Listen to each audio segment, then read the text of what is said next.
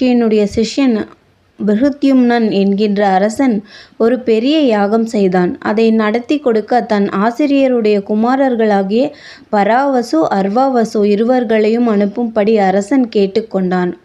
பிதாவினுடைய அனுமதியை பெற்றுக்கொண்டு அவர்கள் இருவரும் மிகவும் மகிழ்ச்சி அடைந்து அரசனுடைய நகரத்திற்கு சென்றார்கள்.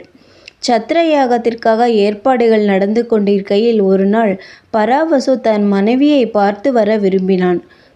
இரவில் தனியாக நடந்து தன் ஆசிரமம் இருந்த வனத்திற்கு பொழுது விடுவதற்கு முன் இருட்டிலேயே வந்து சேர்ந்தான். அப்பொழுது அங்கே புதரண்டை தோலை போர்த்தி கொண்டு இருட்டில் இருந்த ரைப்பியரை கண்டு காட்டு மிருகம் என்று எண்ணி பயந்து கையில் இருந்த ஆயுதத்தை வீசினான். அது அவரை கொன்றது. பிறகு துக்கப்பட்டு இது பரத்வாஜரிட்ட சாபத்தின் பயன் என்று தெரிந்து கொண்டான். பிதாவுக்கு செய்ய வேண்டிய பிரேத காரியங்களை அவசரமாக செய்துவிட்டு அர்வாவசுவிடம் வந்து நடந்ததை சொன்னான். அரசனுடைய யாக காரியத்திற்கு குந்தகம் ஏற்பட்டுவிடக்கூடாது.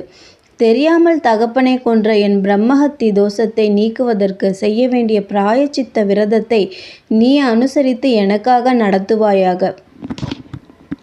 கொல்ல வேண்டும் என்கின்ற எண்ணமில்லாமல் கொன்ற பாவத்திற்கு பிராயச்சித்தம் உண்டு. எனக்காக நீ விரதம் இருந்து இதை நடத்திவிட்டாயானால் நான் ஒருவனே அரசனின் யாகத்தை குந்தகமின்றி முடித்து விடுகிறேன் என்றான் பராவசு. தர்மவானான தம்பி ஒப்புக்கொண்டு அரசனுடைய சத்திர யாகத்தை சரிவர நீ நடத்திவிடு. அதற்கு என்னுடைய சாமர்த்தியம் போதாது.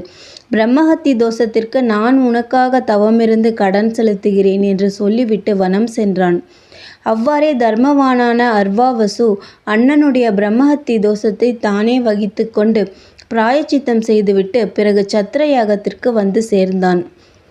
தானே பிராயச்சித்தம் செய்யாதபடியால் பராவசுவின் பிரம்மஹத்தி தோஷம் நீங்கவில்லை. அது அவன் உள்ளத்தில் பாப எண்ணங்களை உண்டாக்கி கொண்டே இருந்தது.